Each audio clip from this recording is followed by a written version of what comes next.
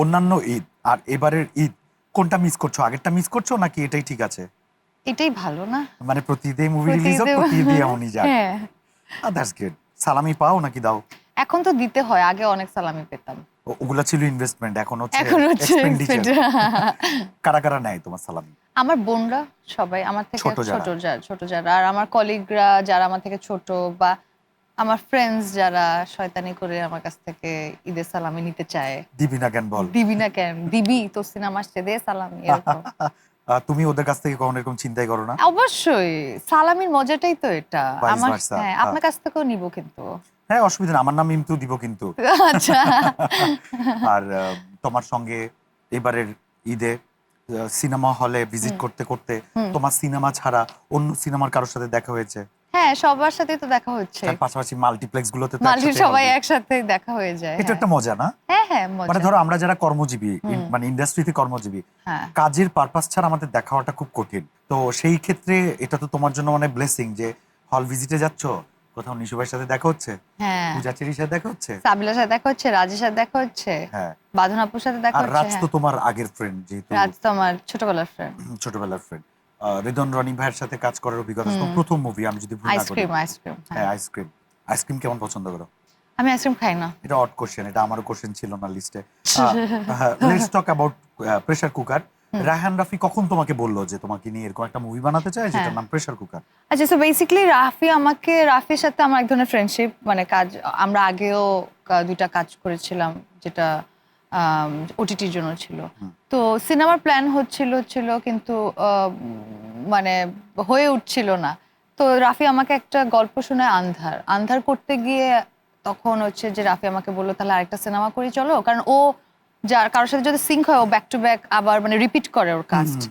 So তখন আর কি আমাকে দুটো গল্প শোনালো, একটা লাভ স্টোরি আর একটা প্রেসার কুকার। লাভ স্টোরিটা করলে আমি একাই নায়িকা থাকতাম, প্রেসার কুকারটা মাল্টি কাস্ট, কিন্তু আমি তোমার চুজ কোনটার করি উপরে প্রেসার ছিল?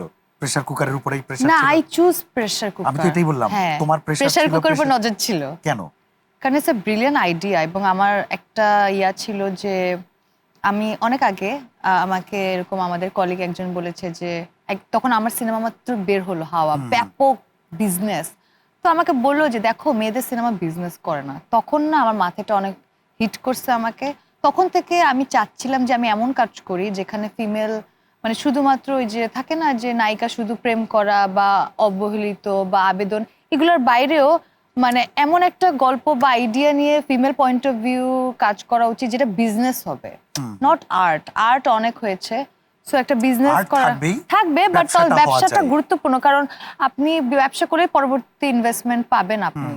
তো ওই জায়গা থেকে যখন রাফি আমাকে প্রেসার কুকার আইডিয়াটা বললো এবং ইট ওয়াজ ইনক্রেডিবল আইডিয়া, তখন আমি বলছি রাফি তুমি এইটা করো, এই সিনেমাটা খুবই brilliant idea, and I believe এটা যদি ভালোভাবে এক্সিকিউশন হয়, পুরো আমরা কোয়ালিটি এনশোর করতে পারি, তাহলে এই সিনেমাটা মানুষ দেখবে। দেন তখন থেকে প্রেসার কুকারের জার্নি শুরু। আচ্ছা, প্রেসার কুকার নিয়ে তো অনেক প্রশ্ন আছে, তার আগে আমি বলি, আন্ধার কি আন্ধারেই থেকে যাবে নাকি আলোর না, মুখ আন্ধার দেখবে? আসবে সুন, এটাও তোমরা হ্যাঁ, মানে পাইপলাইনে আছে? পাইপলাইন আছে। প্রেসার কুকারে তুমি ছাড়া আর কে কে আছেন? প্রেসার কুকারে আসলে বেসিক্যালি একটা হাইপারলিঙ্ক স্টোরি, যেখানে 4টা গল্প আমরা প্যারালালি দেখতে পাই এবং ইন্টারকানেক্টেড।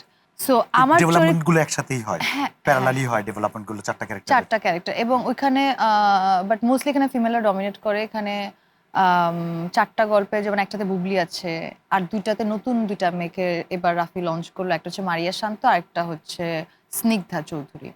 আর আমার যে চরিত্রটা সেটা হচ্ছে এই সিনেমার ব্যাকবোন, মানে ও সিনেমাটা ও নিয়ে যায় এবং ওর থ্রুতে প্রত্যেকটা গল্প আনরিভিলড হয়।